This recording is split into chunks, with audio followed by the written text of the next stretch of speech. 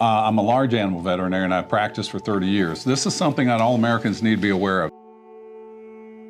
The word we heard is over half a billion have died. We've never seen anything like that. And so because of that, we have this huge hole in the meat protein global supply chain.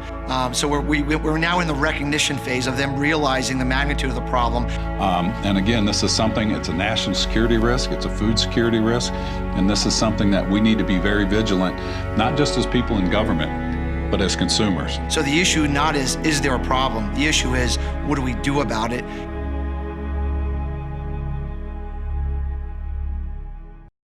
Something we're starting to see more and more news coverage of, and we're beginning to recognize, is that in 2020 we're expecting a major protein shortage globally, and this shortage started with a virus called the African swine flu. It started off in Africa, went up to the Balkans. And it's also spread to Vietnam, and most of Asia now is dealing with the problems of African swine fever.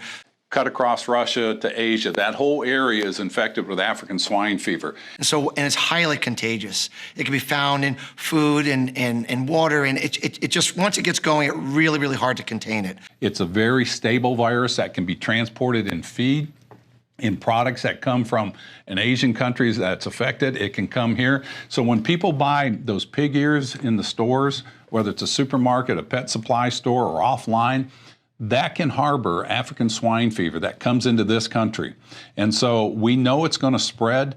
We just want to do every safeguard that we can. And the American consumers have a big hold on this, or they can really participate in this by not buying stuff that comes from an Asian country. And so China got this disease last August. It spread to almost every single province. It has caused China to lose over half of their pig population. They're reporting over 300 million sows have died.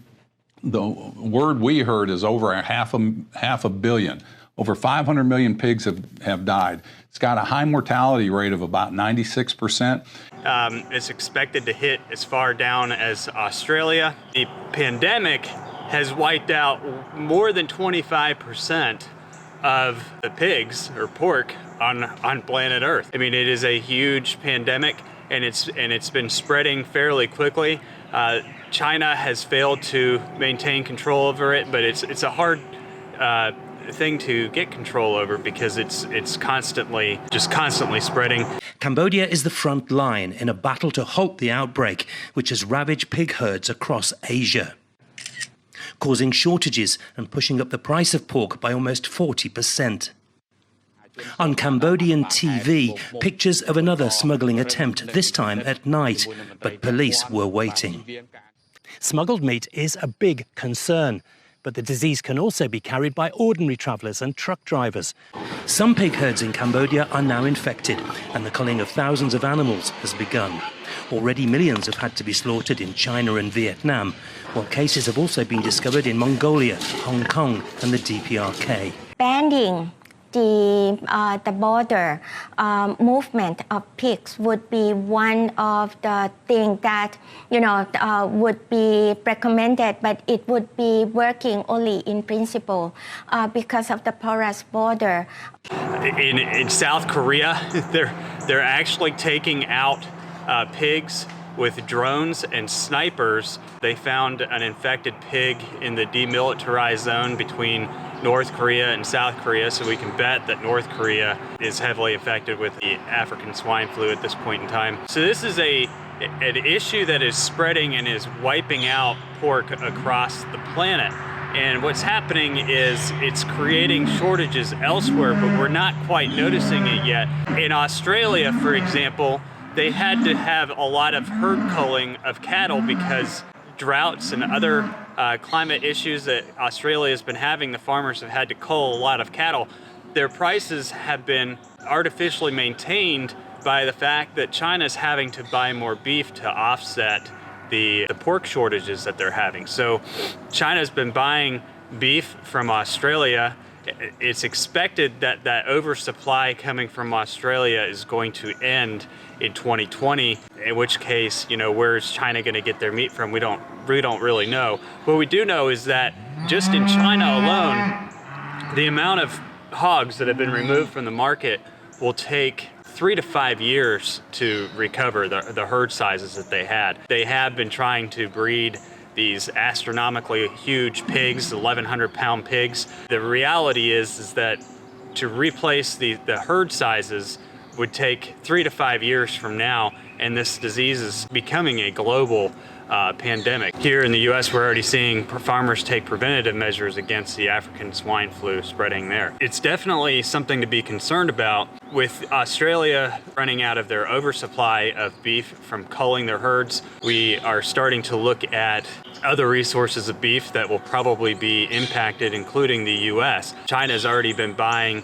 a lot more pork from the U.S., and they're expected to buy a lot more beef. There are a lot of articles out there talking about, the increased slaughter of dogs and rabbits in China to help make up for the protein deficiency. First of all, the Chinese have always eaten dog.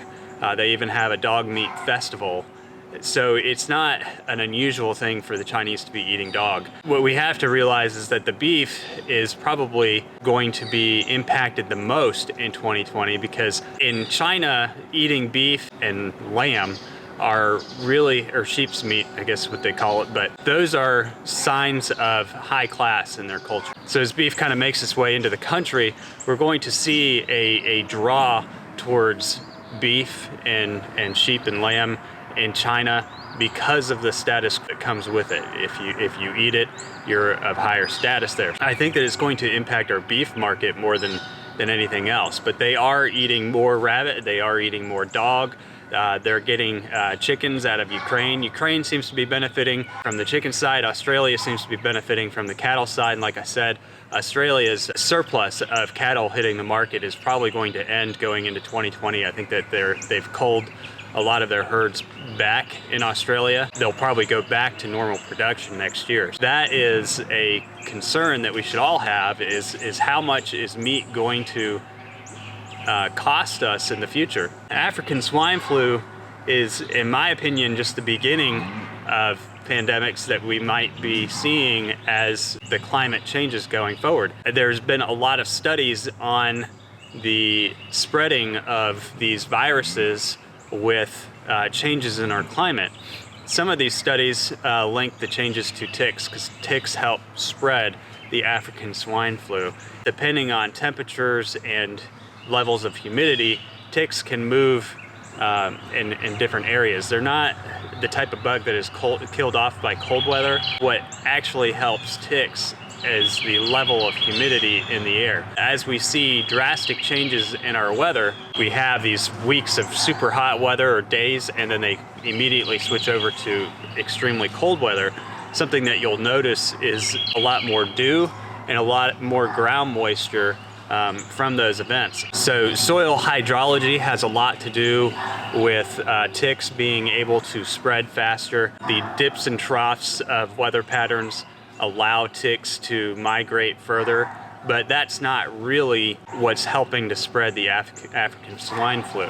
There was an interesting study done in the Journal of Astrobiology and Outreach. This study was published in 2017, and it's called The Sun Cycle Minima and Pandemics, the Case for Vigilance. And basically what this article talks about is they studied multiple periods of time where the sun was at minimal activity.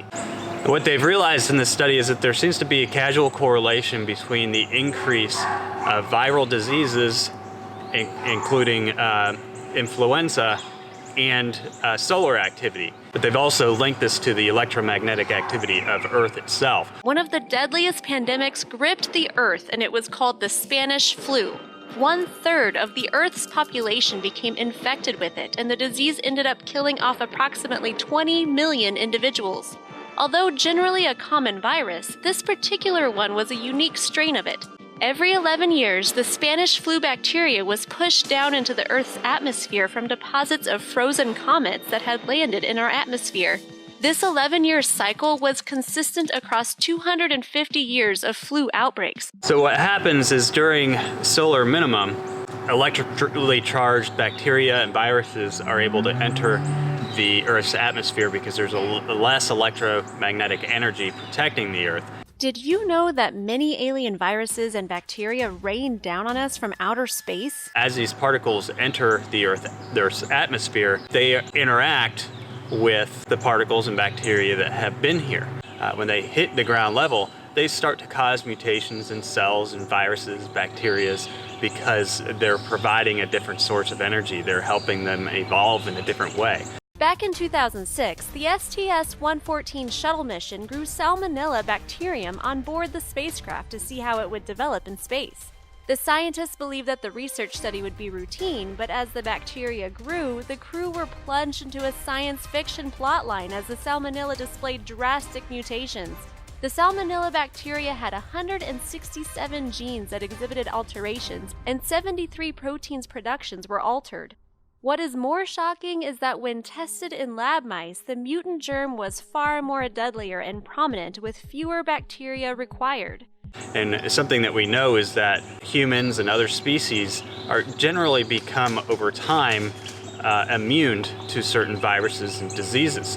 However, when those viruses and diseases mutate, that's when we tend to have larger issues with them.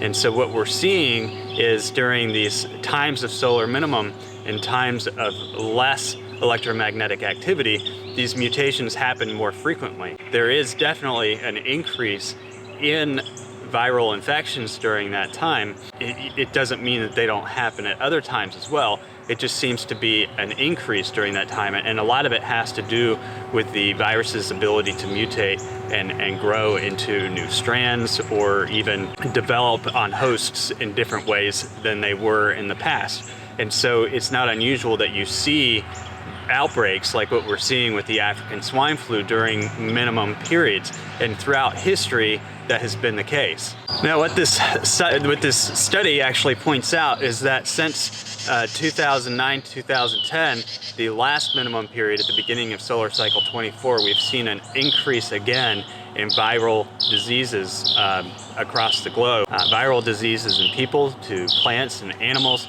And a lot of that they're linking to the fact that solar cycle 24 was a weaker solar cycle than something we had seen in 50 years. And solar cycle 25 is supposed to be even weaker. So the spread of this disease is quite interesting. I don't personally, from my faith, I don't necessarily put a whole lot of weight on diseases and things, but I don't believe that we should be ignorant to what challenges we may need to be facing spiritually, mentally, just being smart about what we do.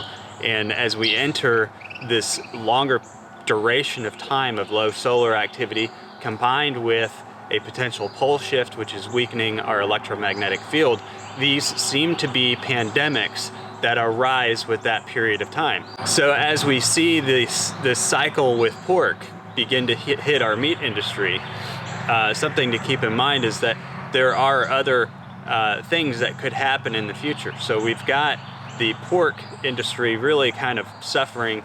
I mean, I wouldn't say that they're suffering because those that have pork are selling it for a lot of money. But the overall population of the pork industry has declined more than 25% over the past year, and it's accelerating. These are things that are going to affect our food supply. It already is affecting our food supply just with this one pandemic. Imports of pork, their imports of chicken, their imports of beef are just skyrocketing, and there's really no way that's going to change for the foreseeable future until they can rebuild their herd and hopefully find maybe a vaccine to never let this happen again. So this disease affects the price of pork, but you're saying there's also an effect with the supply and demand dynamics for chicken and beef as well. Can you talk about that, please? Well, there's the psychological part. The psychological part of, I don't want to eat infected pork. Even though you say it's safe, I don't believe you. I'm just going to eat clean chicken, clean beef, clean fish, and I'll wait around for this problem to be solved. There's that part. The other part is there's not enough pork in the world for them to import to cover the gap. So in order for them to actually fill the gap, they're going to have to reach out to other meat proteins to handle the total problem. So it's an all-in meat protein connectivity issue, not just pork. And again, this is something, it's a national security risk, it's a food security risk, and this is something that we need to be very vigilant, not just as people in government, but as consumers. 2020, we can expect the beef prices to go up because they're going to be a main substitute to pork. Chicken is likely going to go up because chicken's already kind of been a substitute to pork in China, especially chicken and pork have been at the lower end of the meat industry. Now you're starting to see rabbit and dog pick up a little more over there to kind of help spread the gap, but it is going to spread the gap as well on the protein resources between the wealthy and the poor, because those mid-range resources, chicken and pork, are dwindling. Chicken's not dwindling, but pork is dwindling. So you're starting to see a gap just in what people eat between the rich and the poor. But this pork pandemic is going to, like I said, it's going to affect beef, it's going to affect chicken, it's going to affect everything that we eat protein-wise, because they're going to have to start substituting what protein they're losing from not having the pork with other protein resources. So it's a cascading effect that we'll start to see here in 2020.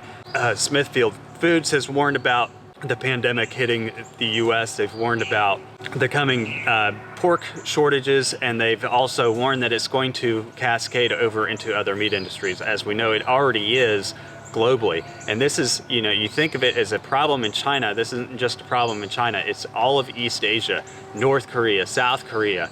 It's spreading into Europe, and it's spreading as far south as Australia.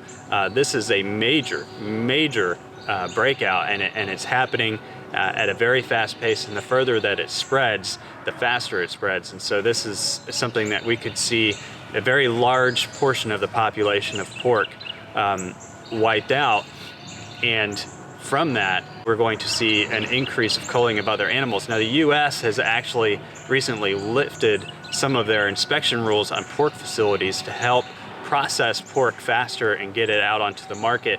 But again, I don't think that is going to offset the pork prices. I think it's an attempt to allow the U.S. to take advantage of the crisis overseas. But as that crisis continues to spread, I think it's going to trickle over into our other meat industries. The other thing that we may be seeing in the near future with the grain shortages is that feed becomes scarcer. So a lot of those who have oversized herds are going to have to cull back their herds to a size that they can graze more efficiently. Even though we'll start to see these prices rise in our meat industry in 2020, with that, I think that farmers will take advantage of culling back their herds, especially if feed prices increase. If that happens, then 2021 could mark the beginning of a new food crisis. We're starting to see meat prices climb. People are recognizing that this is happening. As we go into 2020 and meat prices across the board start to climb, and so do feed prices, what's going to happen? A lot of farmers are probably going to take advantage of the fact that meat prices are higher and cull their herds, cull their flocks, try and remove some of their overhead, especially if we have another bad year of grains growing next year. So that's a big thing to look for next year. If we have another bad year of grains, farmers are naturally going to take advantage of the economics of the market and go ahead and cull their flocks and their herds to reduce their overhead costs. That will help the consumer somewhat in 2020, although I still think that even if they do that, prices are going to continue to rise. But then going into 2021, that's going to create an even larger shortage of our supply of meat. There is a cascading effect that's going to be happening in the meat market over the next couple years, something that we all should be paying attention to and following and making preparations for, especially if that is your main source of protein, which for most people that is a main source of protein. Something that we've seen in China is that the loss of that protein has caused a lot of problems. I mean, when it comes down to it, I guess they'll eat more dogs and rabbits, but it's definitely causing some health issues and other issues in China that are going to be hard to retract from. It's going to take, just in China alone, several years to cover that protein deficit.